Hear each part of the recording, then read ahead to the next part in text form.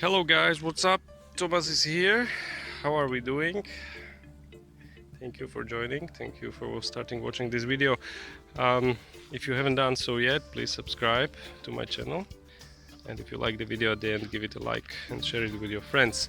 So let's talk about Reverend Moon, Reverend Sangmyong Moon from South Korea and his Unification Church, also called Family Federation for World Peace and Unification, that he founded sometime in the 50s in South Korea, and that used to be a very strong kind of church or sect based on Christianity that started in South Korea and then spread especially in the US, Europe and Japan and South Korea, of course.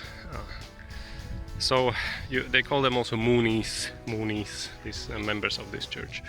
Why are we talking about it? It's because I have a few other videos here on my channel where I talk about other small churches and religions, especially the weird ones and interesting ones. So if you're looking for this kind of information, I'm trying to provide it. So Reverend Moon claimed to have a vision when he was a teenager, where Jesus appeared in front of him and told him that you are the one to complete my mission, you are the second coming of Christ, you are the Messiah, and you have to start this movement and spread the news around the people around the world, amongst the people around the world. So Reverend Moon took off. Actually, he was born in North Korea, right? And he lived in South Korea and so on.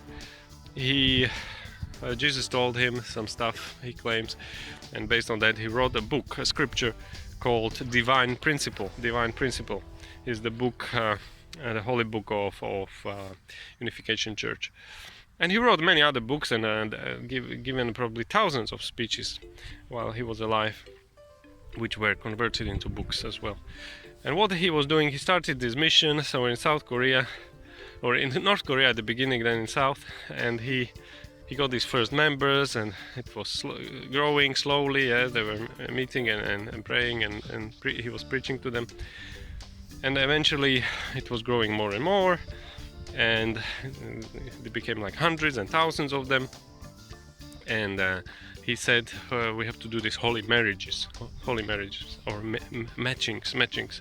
That's where, so what was happening?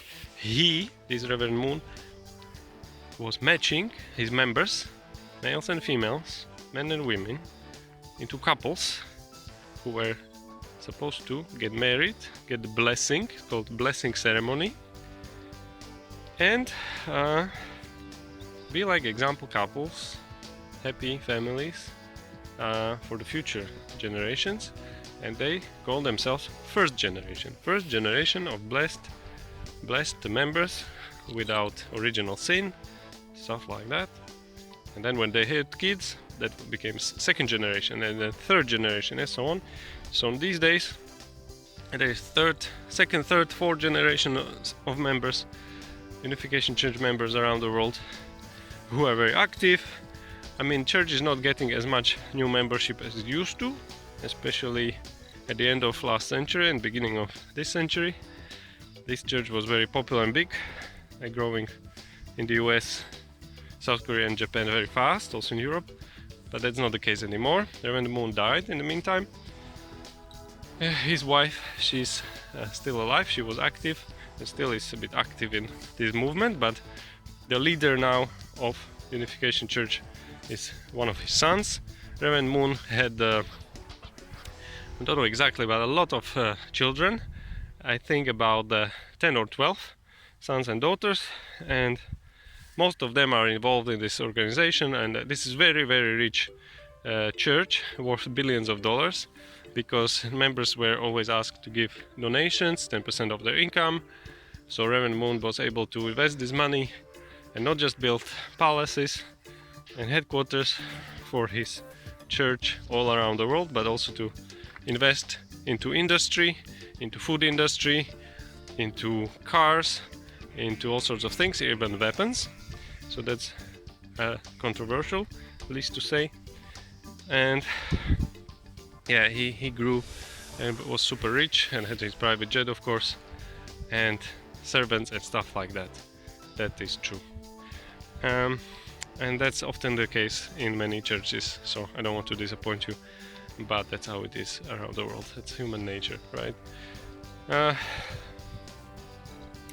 We want to live good, right?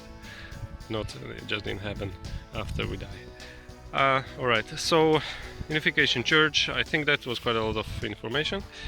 If you have any questions, just comment below. I will reply to your comments. And what else would I say? Well, this church is basically declining now. The heydays are over. I'm sure it ruined many lives of many people who got matched and into these couples that and these marriages. Basically, these people also got married and it didn't work. So that's not very nice. They did this to the people, right? There was a lot of media coverage about the Unification Church in the past, especially when they were doing these mass marriage ceremonies in the stadiums in South Korea. All brides and bridegrooms dressed up. So yeah, this was Unification Church for you guys. Please have a look at this playlist. There's other videos about other different religions and churches around the world, especially the weird ones, as I said. I hope you enjoyed. Have a wonderful day. Please subscribe, give me a like and share it with your friends, and also comment. Thank you so much, guys. Have a wonderful day.